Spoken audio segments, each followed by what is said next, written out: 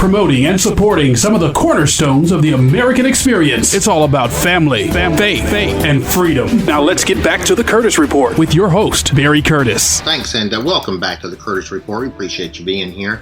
Lots of comments about last week's show. We're a conservative Christian talk radio show. Number one in the Dallas-Fort Worth area of Christian conservative talk on Sundays between 6 and 8. We're number one. And there's a reason we're number one, because we're not PC, folks. So if you're looking for a politically correct show, don't listen to this one. But if you want someone to tell you honestly how it is, as I see it, my humble self sees it, Barry Curtis, I'd be more than happy to share that with you. We want you to listen in. But if you're looking for PC stuff, then tune out and tune to somebody else. But we're going to tell it like it is from a realistic, honest standpoint. But we appreciate you joining us here every Sunday between 6 p.m. and 8 p.m. Here on the Curtis Report. Join along with us if you would. You can check out our website, which is thecurtisreport.com or thecurtisinitiative.com. Will take you to the same place. curtisreport.com, curtisinitiative.com. You can go ahead and register if you want, that we can get our emails, you can get our updates and whatever on our website, or just check out the website in general. You can also check us out on Facebook, The Curtis Report on Facebook. There's tens and thousands of folks in there. Also, because we're talking about family, faith, and freedom here on the show, we've got the Son of Man Bible Study Group, which I think may have eclipsed the Curtis Report. It's got thousands upon thousands of people in there as well. The Son of Man Bible Study Group on Facebook, The Curtis Report on Facebook. Here on the Curtis Report, we talk about family, faith, and freedom. What concerned us here in the earlier segments and what we were talking about is the president's words, where I'm sure you've heard it, where that he used the N-word. He used the N-word. And people are captivated. Oh, he used the N-word. He shouldn't have used the N-word. And the N-word is, and whatever be the case. Well, that's fine. You can focus on whether the president used the N-word or not. And that just shows his ignorance. But the other words in which the president indicated in that same speech are far more explosive than the use of the N-word. Again, it's always this smoke and mirrors with this liberal left. It's always smoke and mirrors, people. Follow the little bouncing ball. Don't worry about what's happening in the corner. Don't worry about the $19 trillion worth of debt. Don't worry about the president's unilateral actions and treading the Constitution on immigration. Don't worry about the president's unilateral illegal acts as it relates to Obamacare. Don't worry about the president's lack of leadership abroad and dismantling our military. Don't worry about any of this stuff. Just follow a little bouncing ball. Look at the destruction. Let's worry about a Confederate flag flying over, not the state capitol building, folks, in South Carolina. Don't accept that lie. Do a little research yourself. It's on the state capitol grounds, but it is flying over a Confederate cemetery, a Confederate memorial. That's why the Confederate flag is there. But, they want all of these little distractions. They want to pull you away from what is happening.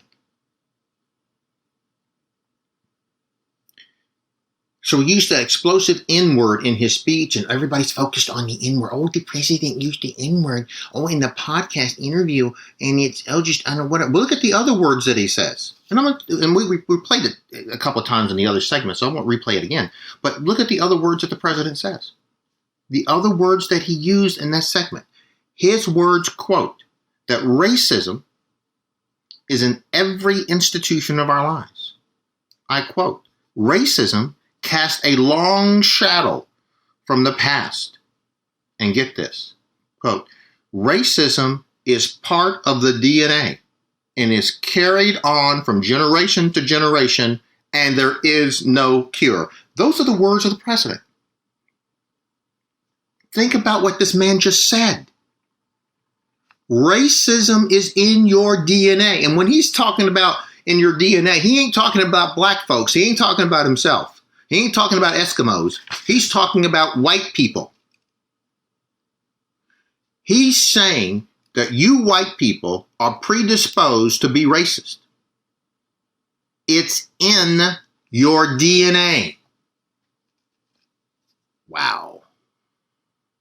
In that same interview, in that same segment in which he used the N-word that everybody's concentrating on, he just said in that same conversation, in that same couple of paragraphs that he's talking, in the same breath, he says that racism is part of the DNA of you. And you's got to mean white people. He didn't say white people, but that doesn't mean anybody else but white people. Racism is in your DNA. You bring it on from generation to generation. That's your problem, white people. That's what he's saying. It's in your DNA. And get this, he's saying there's no cure for it. What does he mean by that? It's terminal? Well, what does that mean that it's terminal? It's in your DNA. You white people, that's what he's saying, have got this racist gene in you, and you're just not going to change. And it's just who you are, and it's carried on from generations. It's going to be in your children and those children and those children. This. So guess what the antithesis of this is? Guess what he's really trying to say? He says it's institutionalized. It's everywhere. He's trying to scare everybody here. He's trying to scare everybody back in their little cubby holes. You know, he's trying to scare black people to continue to vote for other black people because they're black.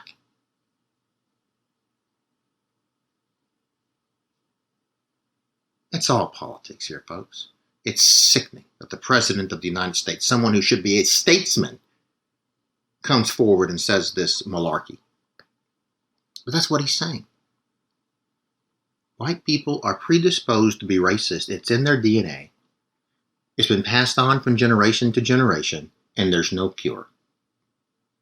So that means, that's what he's saying. This is the sick liberal theology. This is where they go with this. So what he's saying is part of this theology. And folks, you've listened to the show here for years. You understand what I mean by when I'm saying leftist radical liberal theology. It's really a religion. That's why they get so offended. That's why it's about how they feel. You know, if someone gets their feelings hurt, well, we have to change the law because somebody got their feelings hurt. Right? I mean, that's basically what this is, a religion of theirs. That's why they're so serious about it. That's why they go to such measures. That's why they want to shut down conversations by calling you a racist. Because when you don't have an argument, when there's no articulate thought process that follows A, B, C, all the way to Z, we have to shut it down somehow. And the best way to shut down white people is to say you are racist. Right? And that's how that works, isn't it? That's what Obama thinks it works that way anyhow. That's what he thinks. But it's everywhere, this racism. As the president said, it's institutionalized. It's everywhere. It's just a fait accompli. It's in your DNA. You just can't help it, little white people. So because it's everywhere, institutionalized, it's in your DNA, and it's everywhere, guess what? Big brother government has to be there to make sure you don't do things you're not supposed to be doing.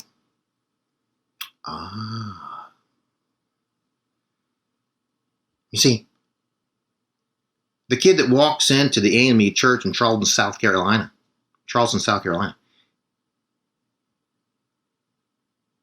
you see, it's not about the fact that the kid's sick and he's an idiot and he's stupid and he has some mental issues. No, that's not the reason. No. The problem is he has a gun. That's the problem, is that gun. Even though South Carolina, ironically enough, has some of the most stringent gun laws in the country. In fact, every single one of Obama's gun proposals have been enacted by South Carolina. And that didn't stop that crazy idiot from walking to the AME church, murdering 9 beautiful people. But you see, that's not what they. That's the logic. That's the reasoning. You and I know that. But that's not the liberal radical theology. They don't want you to look at that. Oh, and it gets worse. Boy, does it get worse. Hey, we're going to take a quick break. And we'll be back with more of the Curtis Report in just a moment.